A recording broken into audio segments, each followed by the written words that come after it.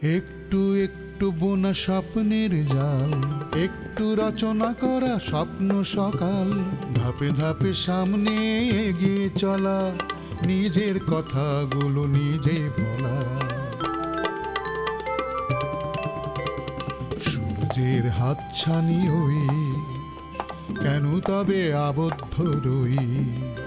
কালো আধার কেটে আকাশ জুড়ে দেখো বসেছে প্রাণের মেলা, ভোরের আকাশে ওই করছে খেলা, সোনালি মেঘের ভেলা। আর আমি সেই দোষটা বুঝতে পেরেই আজকে আমি তোমাকে সাথে করে নিয়ে যেতে চাচ্ছি। এখানেও আমার দোষ, সবকিছুই তোমার সন্দেহ মনে হয়। আমি কি মনের ভিতর সন্দেহ পুষে রাখি? তার মানে তুমি ভুল বুঝতে পেরেছো, স্বীকার করলে। কাল আমি অনেক কষ্ট পেয়েছি মা, আমি জানি না, আমারও সারা ঘুম হয়নি। আপনার ফেসবুক ফ্রেন্ড কতজন? স্যার, আমার ফেসবুকে অ্যাকাউন্ট নাই। Very good. আর্জেন্ট কাজ হাত চালিয়ে করবেন, না বুঝলে আমার কাছে আসবেন, আমি বুঝিয়ে দেবো। আরে প্রাইভেট অফিস, সব কাজই করতে হবে। তাই বলে অফিস সহকারের কাজ? ছি ছি, তোমার বান্ধবী শেষমেশ তোমাকে এই কাজ দিল? তা কেমন লাগছে ফার্স্ট ডে? ভালো। I want you will show your performance and achieve your position.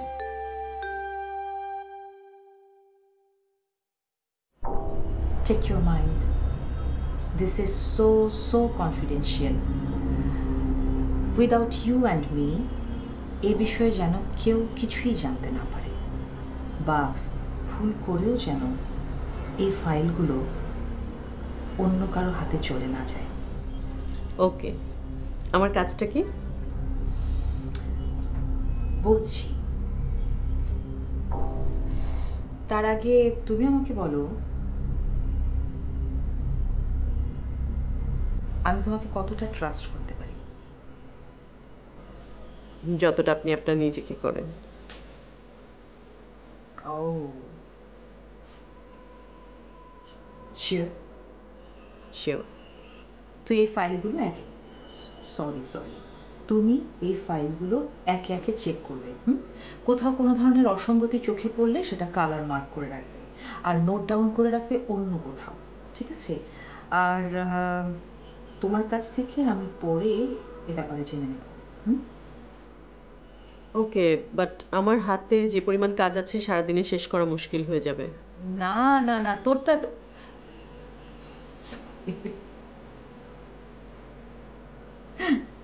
তোমার এত তাড়াহুড়ো করবার কোনো দরকার নেই। তুমি গ্যাপে গ্যাপে কাজটা করো, যখন তোমার হাতে কোনো কাজ থাকবে না, কিংবা তোমার রুমে যখন কেউ থাকবে না, সেরকম সময় তুমি ফাইলগুলো চেক করবে, ঠিক আছে? আর mind it, this is very much confidential. Okay ma'am, you can fully trust on me. Then let's go your desk and do your job. Pen ড্রাইভটা কি এখন পাবো? আমি ঠিক সময় মতো তোমাকে পৌঁছে দেবো।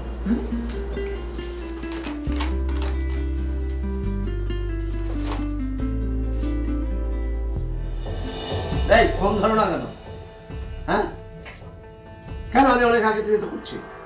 গাড়ি বের করে আমি যাবো এখন, আমি বের হবো।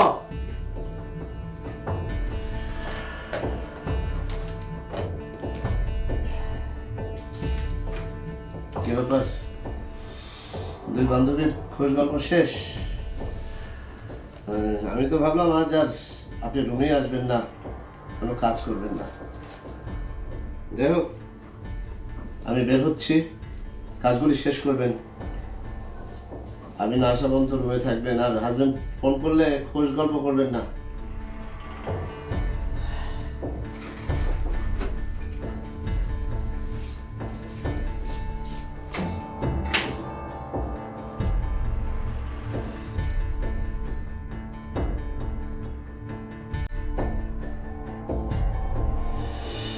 আমাদের কিন্তু এখন থেকে মাঝে মাঝেই দেখা হবে। ও সরি, আপনার নাম্বারটাই তো আমার রাখা হয়নি, আমি কি রাখতে পারি? এই ধরেন তাহলে একটু মাঝে মাঝে ক্যারেক্টার নিয়ে আলাপ করা যেত, অবশ্য তাতে যদি আপনার খুব বেশি একটা আপত্তি না থাকে। না না, আপনার নাম্বার আমার কাছে আছে, আমি রিং দিচ্ছি, আপনি সেভ করে নিন। তাই নাকি? কি সৌভাগ্য আমার, বলেন। আমার নাম্বারটা আপনি রেখেছেন, অথচ কি স্টুপিড আমি, দেখুন আপনার নাম্বারটাই নেওয়া হয়নি। আমি কল দিচ্ছি, সেভ করে নিন। ও হ্যাঁ, শিওর। হ্যাঁ, এটাই আপনার। আমার নাম্বার কবে নিলেন আপনি? আশিক ভাই দিয়েছেন?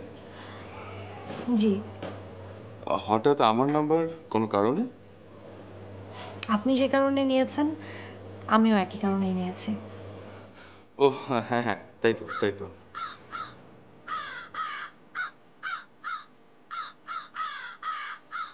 উফ, ঢাকায় এত কাক।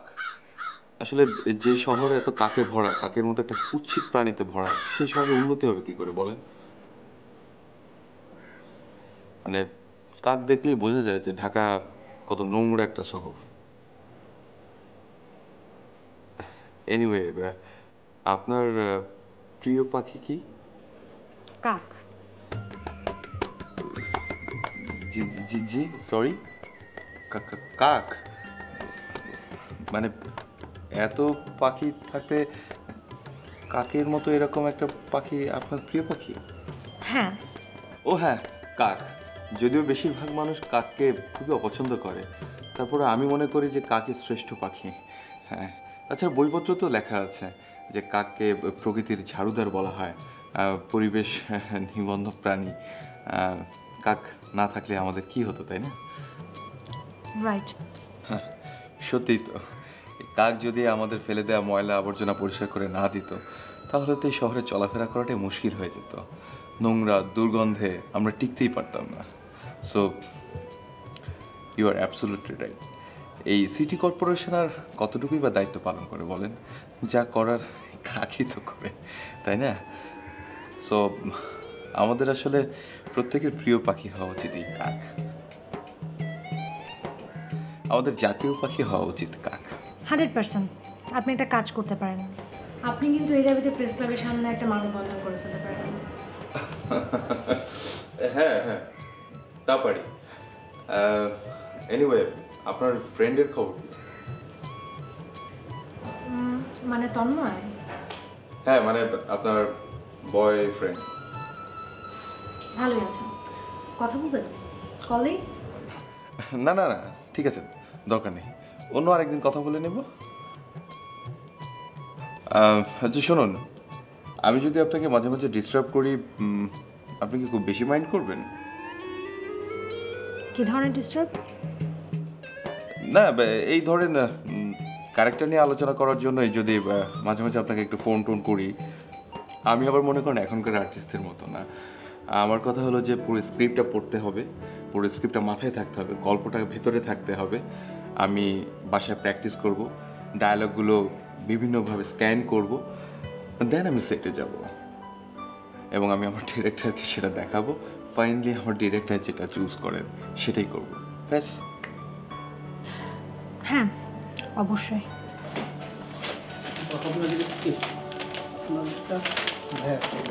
Thank you.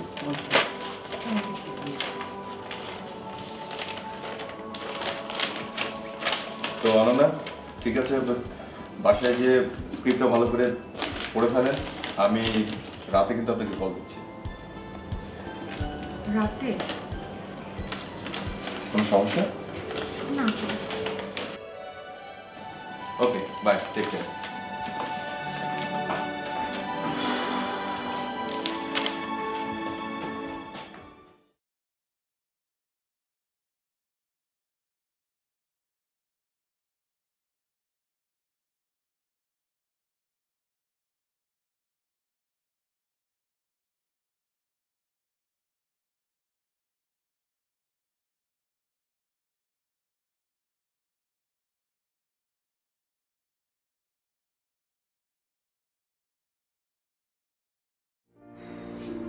কি কত দূর?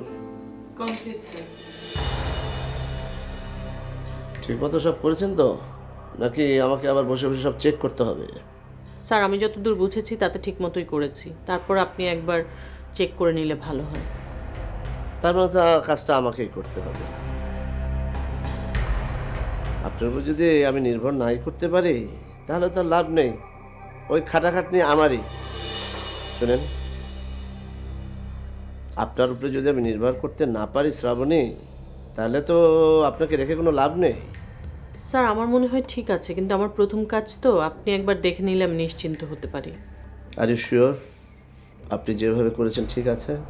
আমি শিওর স্যার, দু একটা জায়গায় অসঙ্গতি আছে, আমি রেড মার্ক করে রেখেছি। অসঙ্গতি? না না, অসঙ্গতি আপনি দেখতে যাবেন না। পেপারসে যেভাবে আছে আপনি শুধু সেভাবেই করবেন। ওকে? জি স্যার। এই যে স্যার, এখানে যেমন অর্ডার শিটে আছে 10,000 পিস, র মেটেরিয়ালসেও আছে 10,000 পিস, কিন্তু স্যার ডাইং, সুইং আর ম্যানুফ্যাকচারিং কস্টে দেওয়া আছে 1 লাখ পিস। ফলে polo shirt order and delivery হচ্ছে 10,000 পিসের, কিন্তু আদার্স ম্যাটেরিয়াল আর ম্যানুফ্যাকচারিং কস্ট হচ্ছে 1 লাখ পিসের। এরকম স্যার আরও কয়েকটা জায়গায় আছে। আপনি রাখেন, যেভাবে আছে সেভাবেই থাকবে। আর ওই রেড মার্কগুলো আপনি ব্ল্যাক করে দেন, ভবিষ্যতে কোনো ত্রুটি খুঁজতে যাবেন না। জি স্যার। স্যার আমি ব্ল্যাক করে দিচ্ছি।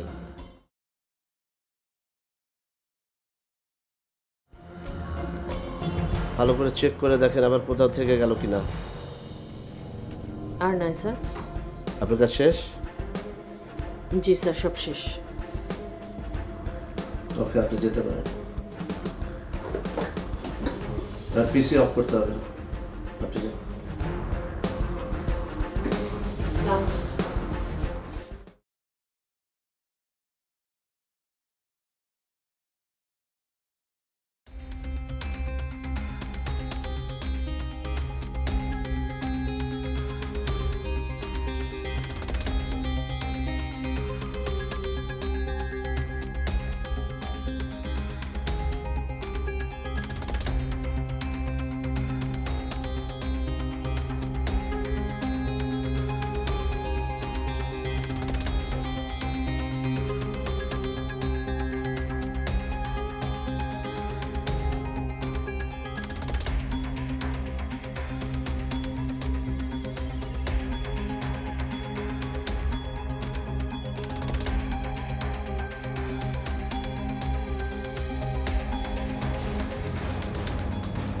সাংঘাতিক মেয়ে, একে অন্যভাবে ট্রিট করতে হবে।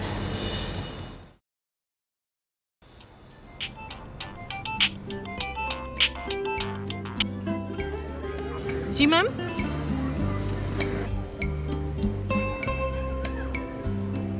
জি ম্যাম, এই তো মাত্রই বের হলাম। এই তো অফিসের সামনেই, রাস্তায়। কেন আসতে হবে?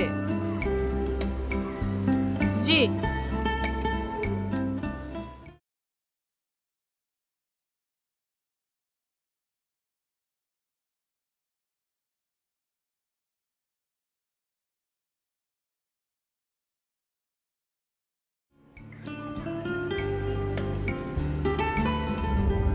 তোর মুখে ম্যাম ম্যাম শুনতে শুনতে আমার একদম বিরক্তি ধরে গেছে।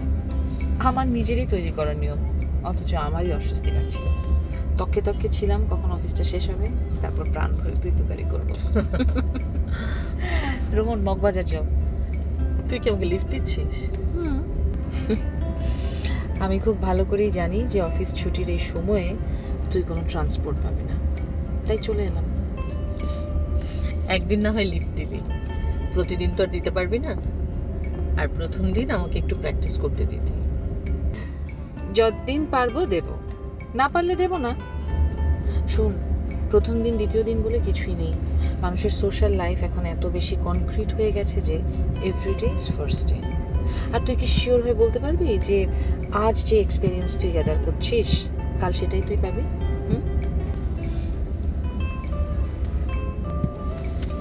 এসব তত্ত্ব কথা এখন থাক, চল দুজন মিলে কোথাও ঘুরে আসি।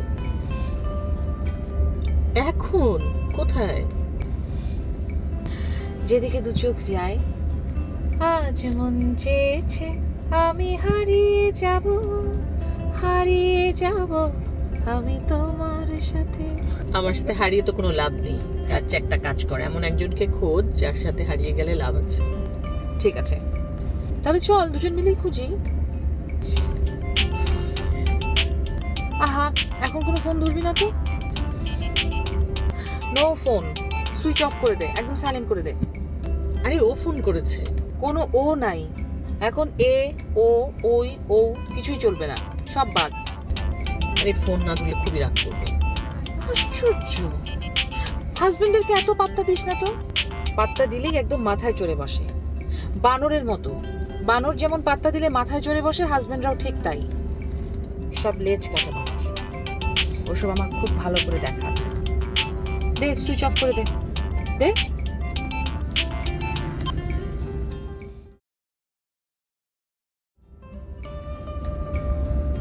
এখন চল ডজন খানেক লেজ কাটা বানর খুঁজে আসি।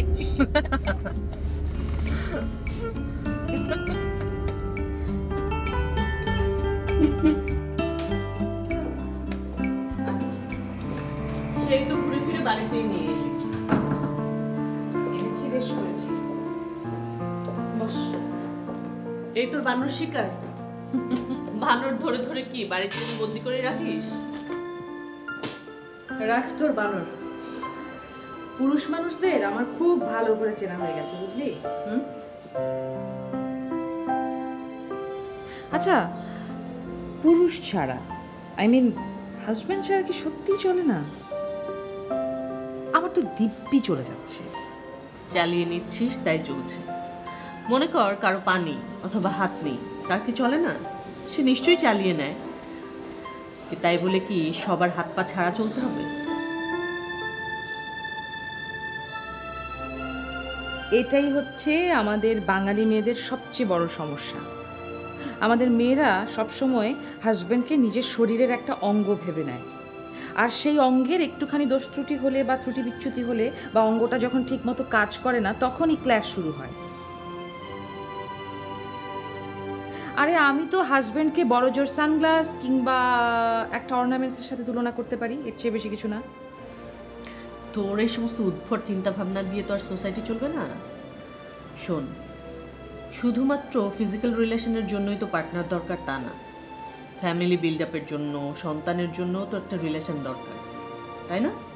উফ, কবে যে আমরা এসব সমস্যা থেকে, ঝামেলা থেকে বেরিয়ে আসবো জানি না। ফ্যামিলি, রিলেশন, সন্তান, সন্ততি, কিছু কি? তোকে একটা প্রশ্ন করি। কি? তোর কখনো মা হতে ইচ্ছে করে না?